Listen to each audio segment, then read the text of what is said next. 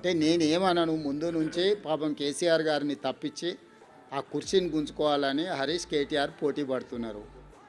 So ఒకసారి వాళ్ళకి అవకాశం ఇస్తే వాళ్ళ పరిస్థితి ఏదో వాళ్ళకి అర్థం కావాలని కేసీఆర్ గారు మౌనంగా ఉన్నారని నేను అనుకుంటున్నా. కేసీఆర్ గారు క్రియాశీలక రాజకీయాలలో లేరు, వారి ఆరోగ్యం కూడా అంతంతగానే ఉంది.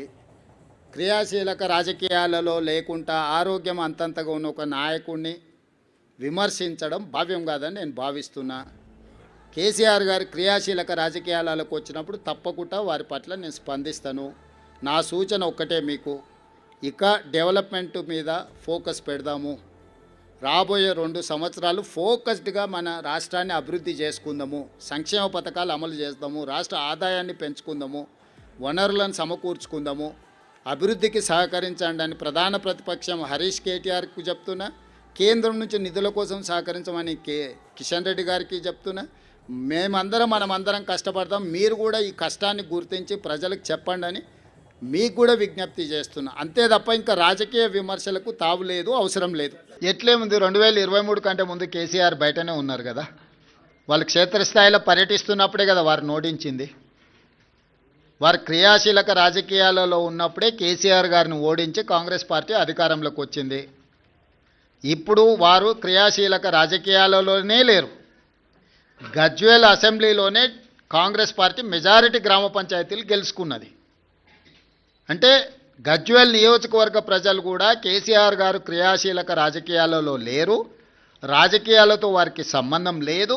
ఒకవేళ ఉన్న గజ్వేల్ శాసనసభ సభ్యుడిగానే వారి వల్ల ప్రయోజనం లేదని ప్రజలు ఈరోజు తీర్పిచ్చిండ్రు. గజ్వేల్ నియోజకవర్గ ప్రజలే కేసీఆర్ నాయకత్వాన్ని తిరస్కరించి అక్కడ కాంగ్రెస్కు మెజారిటీ గ్రామ పంచాయతీలు ఇచ్చిన తర్వాత ఇంకా ఏదో అద్భుతం జరుగుద్ది అని, అల్లావుద్దీన్ అద్భుత దీపం వస్తుంది అని ఆశిస్తే అది ఆశావాహుల యొక్క అభిప్రాయం. నేను కొత్తగా చెప్పడానికి ఏం లేదు. అన్ని అబద్ధాలు చెప్పుకుంటూ ఇష్టం వచ్చినట్టు మాట్లాడుకుంటూ ఇక నన్ను ఇచ్చడానికైతే వాళ్ళ నోరు మొక్కాలిగా. ఎప్పుడో సందర్భంలో కోపం వచ్చి ఒకటి తిట్టినామంటే ఒక మనిషిని మాట వేరు.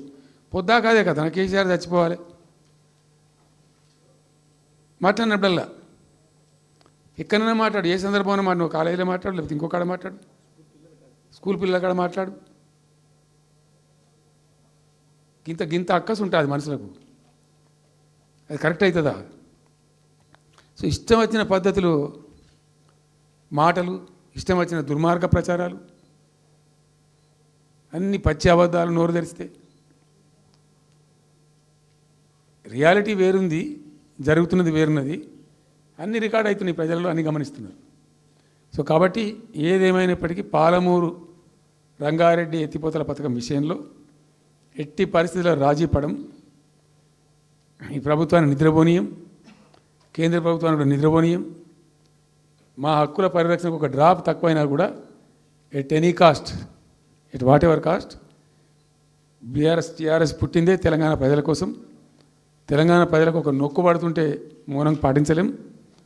మీరు ఏం ఊరుకో ఏం చేసుకో, నాకు ఇన్ఫర్మేషన్ వచ్చింది, మీటింగ్ జరుగుతుంటే మరి 4 గంటలకు అయిపోవాలి లెక్క ప్రకారం.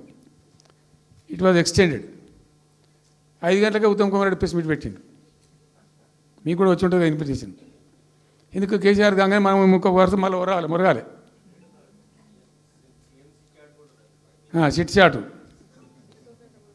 అది కూడా ఎందుకు మొరగడానికి, ఆ మొరుగుడుకు వాల్యూ ఉంటుంది. So thank you so much. ఈరోజు నేను ఏమంటున్నాను, మీతో ఒక request, Rahul don't be hasty. ఇవాళ I'm only restrict my self to Palamuru ఎత్తిపోతల పథకం. అది డైల్యూట్ అవుతుంది కాబట్టి ఇలా చెప్పాను. నేను ఉంటున్నా, మీకు అందుబాటులో ఉంటుందిగా. I'm on the field now. కాబట్టి మీకు please here me. You have to excuse me today. దానికే నేను రిస్ట్రిక్ట్ అవుతాను. ఇవాళ any question 100 questions you put me, I will give you answer tomorrow or day after any time. రెండవది, ఈ ప్రభుత్వం కూడా సర్వభ్రష్ట ప్రభుత్వం, సర్వములో భ్రష్టమైంది. మేము చెప్తా, బీజేపీ కథ కూడా చెప్తా. ఎందుకు చెప్పా, డెఫినెట్గా చెప్తాము. అరే నువ్వు మా ఇంట్లోకి వచ్చి మాకు దోసుకపోతా ఊరుకుంటామే, నాకు అర్థం ఎవరైతుంది. ఏమైనా ఉండొచ్చు కాక, ఏమైనా ఉండకపోవచ్చు కాక, నీ చేయబెట్టి పైసలు కూర్చుకుంటా అంటే ఊరుకుంటామా? శాతరాన్ని కడికైతే కొట్లాడతాం కదా. యాక్చువల్లీ ఒక పద్ధతిలో ఈ రాష్ట్రం ఒక క్రమ పద్ధతిలో మంచిగా ముందుకు పోతూ ఉంటుంది. సంక్షేమం విషయంలో కానీ,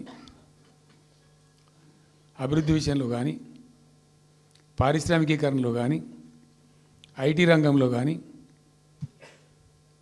క్రైమ్ తగ్గించడంలో కానీ, లా అండ్ ఆర్డర్ మెయింటైన్ చేయడంలో కానీ ఒక మంచి పద్ధతిలో పోతూ ఉంది. ఇవాళ ఏందండి, జంట నగరాలలో పట్టభాగాలు నడి రోడ్డు మీద హత్యలు జరుగుతున్నాయి, అడిగే దిక్కు లేదు. మానభంగాలు జరుగుతున్నాయి, రేపులు జరుగుతున్నాయి. ఎన్సీఆర్బీ రిపోర్ట్ ప్రకారంగా 20% క్రైమ్ రేట్ పెరిగింది తెలంగాణలో. పీస్ఫుల్ స్టేట్ ఉండే, ఫ్రెండ్లీ పోలీసింగ్ ఉండే, అవన్నీ ముఖ్యమైపోతున్నాయి ఇవాళ తెలంగాణలో. చూస్తున్నాం మేము, మనం పాటించడానికి చూసుకుంటూ, గమనించుకుంటూ, రికార్డు చేసుకుంటూ అని చర్చ చేస్తున్నాం. ఎప్పటికప్పుడు పెరిగిపోయినాయి. వాగ్దానాలు ఏంటంటే వీళ్ళు చేసినాయి.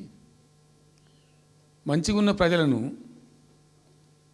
మాకు ఓటేసే ఉద్దేశంలో ఉన్న ప్రజలను పచ్చి అబద్ధాలు టెంప్ట్ చేసి, మోసం చేసి, ఈ రాష్ట్ర ప్రజానీకాన్ని మోసం చేసి, దొంగ మాటలు చెప్పి, మాయ మాటలు చెప్పి, అర్రాస్ పాటలు వాడినట్టు వాడినండి, వేలం పాట వాడినట్టు.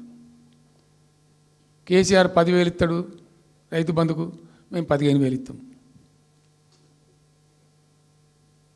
మహిళలకు 2,500 ఇస్తాం.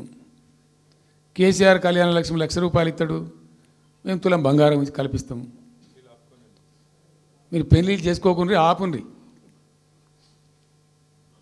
ఇదే ప్రభుత్వం మీరు చెప్పినటువంటి మాటలు, పెళ్ళిళ్ళు చేసుకుంటూ ఆగిపోండి, మీరు నవంబర్లో వేసుకునే బదులు డిసెంబర్లో వేసుకుంటే తులం బంగారం కూడా వస్తుంది. ఉపన్యాసాలలో చెప్పినండి, మా ఉన్నాయి ఆ క్యాసెట్లని. ఇంకేం చెప్పినరు, పెన్షన్ తీసుకునే ముసలి వాళ్ళు అవుతున్నారో నవంబర్లో తీసుకోకుండా డిసెంబర్లో 4,000 వస్తుంది. తెల్లారే ఇంకేం మాట్లాడిండ్రు, ఏంటిది అది, 2 లక్షల రుణమాఫీ అని నరికిండ్రు. ఉరుకుండ్రి బ్యాంకుల పంట పోయి జల్దీ తెచ్చుకోండి. ఇక ఒక్కటి కాదు, అట్లా అర్రాస్ పడవాడినట్టే. చివరికి విద్యార్థులకు, పాపం పేద విద్యార్థులకు ఇండియా ఒక స్కూటీలు కాదా బాబు, చాలా ఉన్నాయి. శాంతాడంత లిస్ట్ 420 హామీలని చాలా ఉన్నాయి. నేను కొన్ని హైలైట్ చేసి చెప్తున్నాను. అంటే టెంప్ట్ చేయడంలో, ఫర్ ఎగ్జాంపుల్ ఇప్పుడు ఇండియా మొత్తంలో ఎక్కడ ఏరండి, మేము మొత్తం కూడా 100% సమ్మిళితమైన అభివృద్ధితో మేము ముందుకు పోయినాం. ఇట్లా ఏకపక్షంగా ఏకోన్ముఖంగా పోలే. మేము ఆల్ ఫ్రంట్స్ కవర్ చేయాలని చూసినాం. పేద పిల్లలు ఉంటారు, వాళ్ళకి పాపం విదేశీ విద్య లేక సీట్ వస్తుంది, చదువుకోవాలని ఆశపడతారు, పోలేరు. వ్యక్తిగతంగా మమ్మల్ని అడిగితే మేము పార్టీగతంగానో వ్యక్తిగతంగానో చేసేది కొంతమేరకు. పాలసీగానే ఎందుకు చేయకూడదని చెప్పి ఆలోచించి 20 లక్షల రూపాయలు ఇచ్చింది. ఎస్సీ ఎస్టీ పిల్లలు పోతే వాళ్ళకి అంబేద్కర్ పేరు అని పెట్టినాం. బీసీ అమ్మాయిలు పోతే వాళ్ళకు జ్యోతిబా పూలే అని పేరు పెట్టినాం. రకరకాలుగా మొత్తం మీద వాళ్ళకి 20 లక్షల రూపాయలు ఇచ్చినాం. అంటే ఎట్లాంటి ఇష్టం వచ్చినట్టు అది కూడా పెంచుతాం.